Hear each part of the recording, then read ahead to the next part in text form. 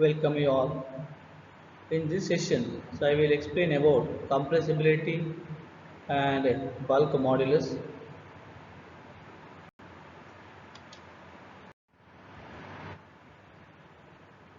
So consider this figure is a piston cylinder arrangement.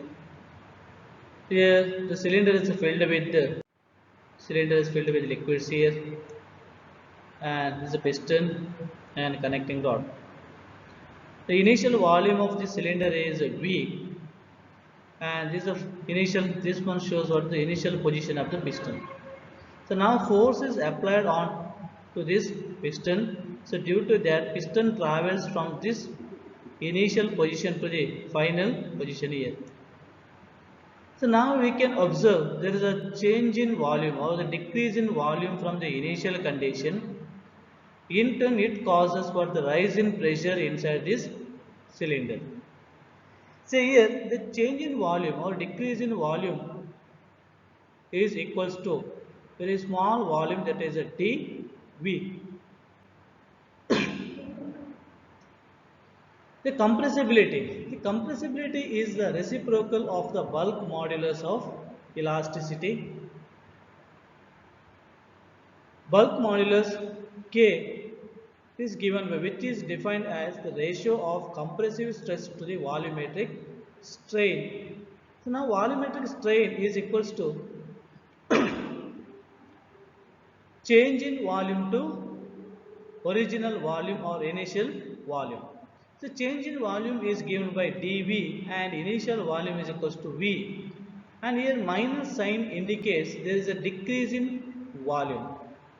The negative sign means the volume decreases with increase in pressure.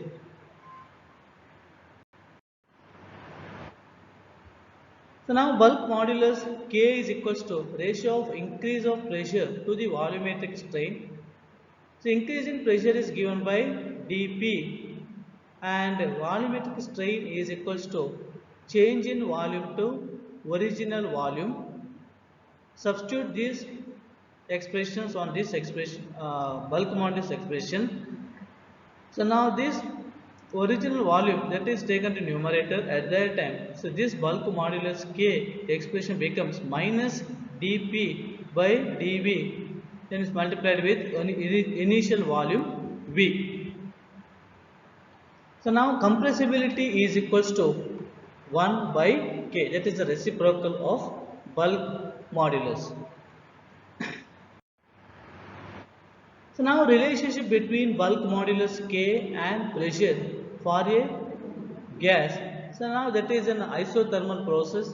Here in this process the temperature remains constant.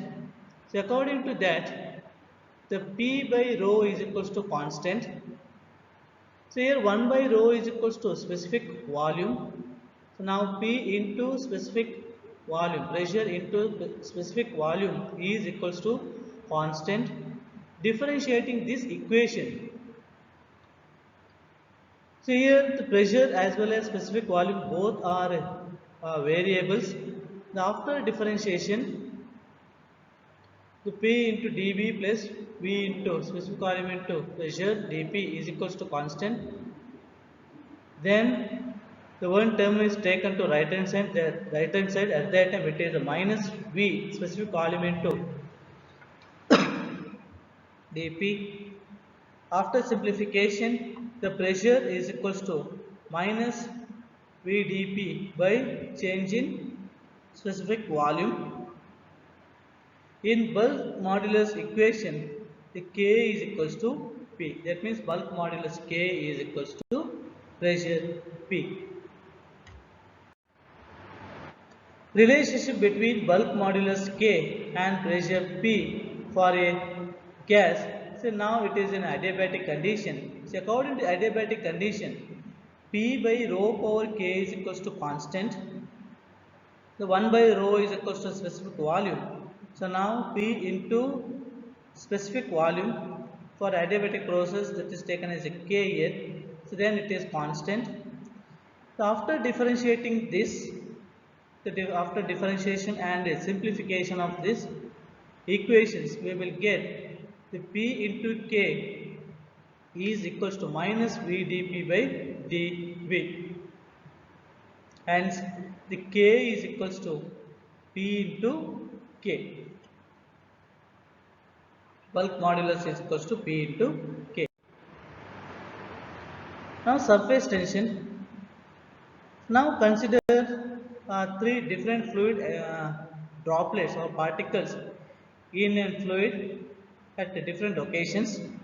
Now, these are the A, B, C are the fluid particles. So now fluid particle A is totally dipped in fluid, and fluid particle B, nearly the maximum portion of that fluid particle is dipped in immersed in a liquid, but fluid particle C, nearly 50% of that fluid particle is dipped in or immersed in a liquid, and the remaining part is the come in contact with some other fluid or air present in that free surface. So now tensile force acting on this fluid element A is equal in all directions. So for that reason, that is a fluid particle A is stable. Now consider fluid particle B. See here the maximum tensile force is acting on in downward direction. In that conditions also the fluid particle almost it is in stable condition, but in fluid particle C, the only 50% of the tensile force is acting on downward direction. It's also come in contact with the pressure at the free surface. For that reason, this fluid particle is not in stable condition. So that causes for the disturbance on these free surfaces, and this disturbance is called as surface tension. So now, the definition for the surface tension is, so it is defined as the tensile force acting on the surface of a liquid in contact with the gas or on the surface between two immiscible liquids such that the contact surface behaves like a membrane under tension. So it is denoted by Greek letter sigma, and SI unit of surface tension is Newton per meter. So next, surface tension on liquid droplet. So now consider one liquid droplet, and now it is making into two halls. So there are two different forces are acting on these halls. The first one is the tensile force, another one is pressure force. So tensile force, so due to surface tension acting around the circumference of the cut portion, so that is given by sigma into circumference. The circumference is measured by the expression pi into d. So now this tensile force is equals to sigma into pi d, that is expression number 1. So now pressure force acting on this fluid droplet at the area of pi d square by 4, the pressure force is equals to pressure into area pi d square by 4, that is expression number 2. So now equating these two equations 1 and 2, the pressure is equals to 4 sigma by d.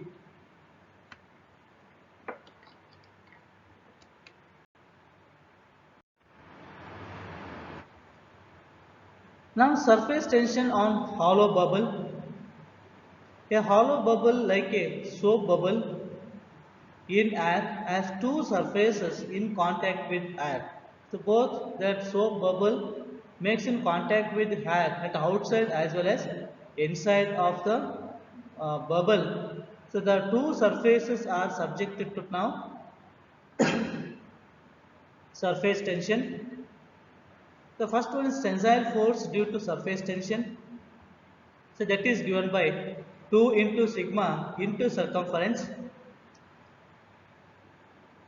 Circumference is equals to pi into d. So now the first expression is 2 into sigma into pi d. Now pressure force on the area pi d square by 4. Pressure force is equals to pressure into area pi d square by 4. That is expression number 2. After equating these two expressions 1 and 2, the pressure is equals to 8 sigma by d. Now surface tension on a liquid jet. So consider the liquid jet for the length of L and the diameter of D. So then that liquid jet is made into two halves.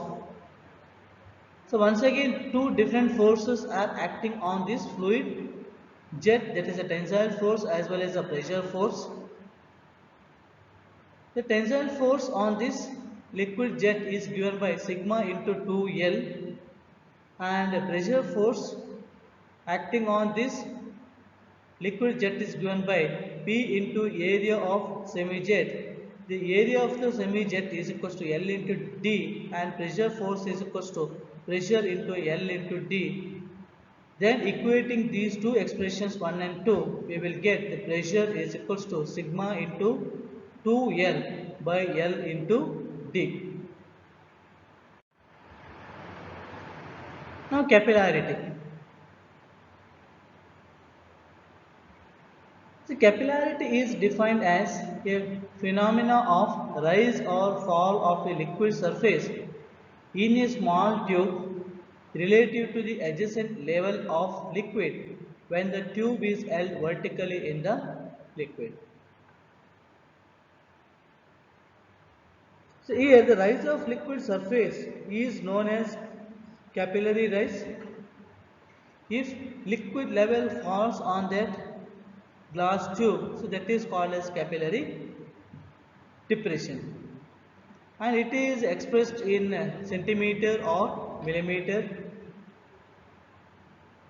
And this capillarity is depends on the specific weight of the fluid, diameter of the glass tube, then surface tension of the liquid.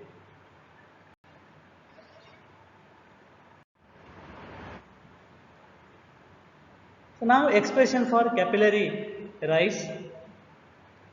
So here D is the diameter of small tube, H is equals to height of liquid in the tube, sigma is equals to surface tension of liquid, theta is equals to angle of contact between liquid and glass tube. The weight of the liquid of height H in a tube is given by area of the tube into H. So that is equals to volume. That is equals to volume into specific density into acceleration due to gravity. So that is given by the weight of the liquid is equals to pi d square by 4 into h into rho into g. Vertical component of the surface tensile force is given by sigma into circumference into cos theta. Circumference is equals to pi into d. So for equilibrium condition, the pi d square by 4 into h into rho into g is equals to sigma into pi into d into cos theta.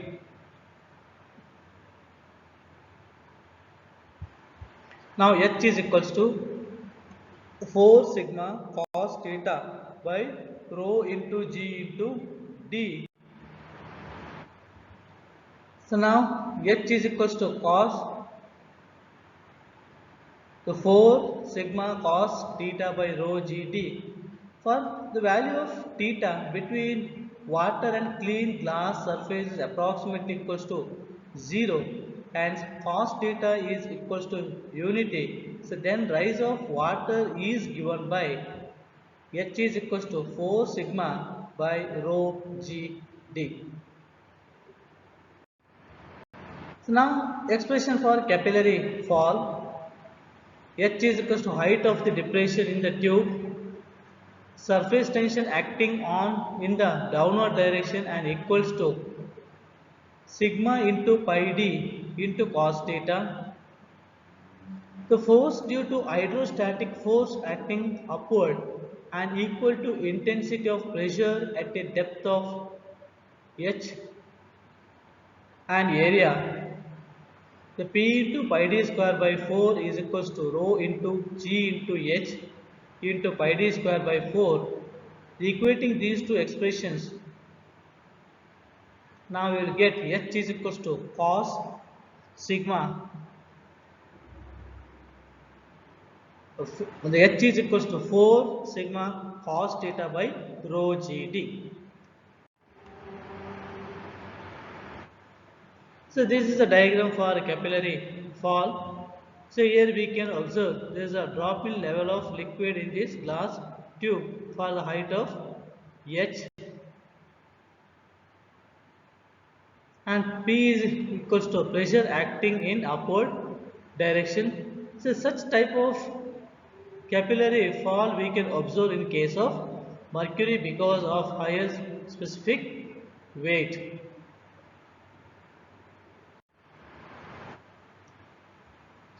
So vapor pressure at normal atmospheric conditions, that means at temperature of 20 degrees centigrade and at atmospheric pressure, the liquid will boil at 100 degree centigrade and vaporization takes place. So these vaporized molecules are get accumulated in the space between the free surface of the liquid and top of the vessel. If you consider there is a vessel is here and this vessel is filled with a liquid, and now it is vessel is closed by some arrangement. Now heat is applied to this water, and here conditions maintained at 20 degrees centigrade, the temperature T 20 degrees centigrade, and this condition is atmospheric pressure. So at 100 degrees centigrade, the water molecules are get evaporated here, and these evaporated molecules are get accumulated on this bottom surface of the plates over that vessel, and these vapor vessels then exerts pressure on this free surface, and this is called as what, the vapor pressure. This accumulated vapors exerts the pressure on the liquid surface. This pressure is known as vapor pressure. Cavitation. So cavitation is the phenomena of formation of the cavities or pitting on the surface. If the pressure is at any point in a flowing fluid, so become equal or less than the vapor pressure, the vaporization starts. The bubbles of these vapors are carried by the flowing fluid liquid into the region of high pressure where they get collapsed, so giving rise to the high impact on the pressure. These collapsing bubbles cause erosion and cavities, and this phenomena is called as cavitation.